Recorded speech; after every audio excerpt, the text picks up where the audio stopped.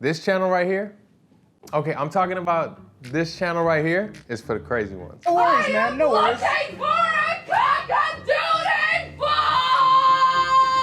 I can order it for you.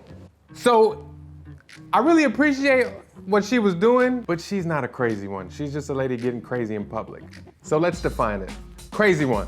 Here's how it's spelled. C-R-A-Z-Y, give it a little space, O-N-E. Crazy one. And it is a noun. It describes a person, place, or thing. Yes, Mrs. Falb, I was listening in English class. First definition, someone who thinks they can change the world. Someone who thinks they can change the world. Number 2, a person who pushes the human race forward, which is a beautiful thing. It's something that benefits humanity. Unlike pushing people around, which is something that my girlfriend used to do to me, and that's why we didn't work out. But I still need love, like LL Cool J. When I'm alone in my room, sometimes I stare at the wall, and in the back of my mind, I hear my conscience call, telling me I need a girl who's as sweet as a dove. For the first time in my life, I see I need love. I need love. Okay, so we probably need a couple of examples of crazy ones. The first one is one of the coolest cats to ever walk the earth. His name is Nelson Mandela, who was played by Morgan Freeman and Idris Elba. I mean, you know you're dope when those two dudes are playing you in a movie. This is how gangster Mr. Mandela was. He served 27 years in a South African prison because he dedicated his life to ending systemic oppression, a system known as apartheid. And you know what he did? He ended it.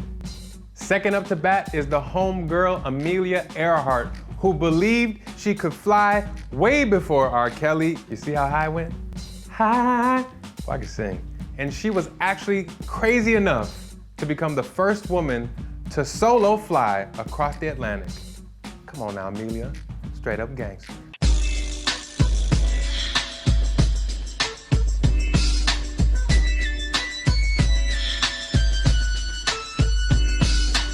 And last but definitely not least, you. I know you're probably saying, Johan, I don't know how to change a tire. How am I gonna change the world? There's 2 ways to change the world.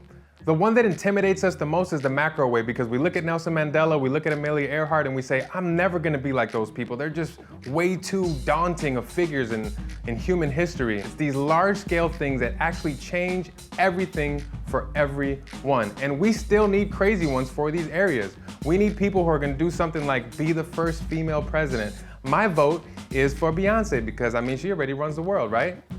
Also, we need somebody who's gonna colonize Mars and just beat Elon Musk to the task because that dude thinks he could do everything. And no, my brother, you're gonna have some competition. The other world-changing route we can take is the micro route. That's a much more small-scale, achievable route to take for many of us. It involves things like being the first person in your family to have a successful marriage, or doing whatever you can to help your mom and her brother reconcile after years of not talking to one another. So many times in my family, Lord Jesus, pray over that, boom, bless it. Whether it's macro or micro, either you believe or you don't believe you can change the world.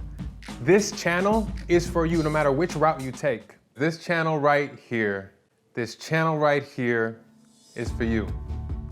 It's for the crazy ones, it's for the misfits, it's for the rebels, it's for the people who want to change the world in big and small ways, the people who see it and the people who don't see it yet, the people who understand that in order to make change like Nelson Mandela did, you can't do it alone. If you're gonna fly across the sea like Amelia Earhart, you can't fly by yourself.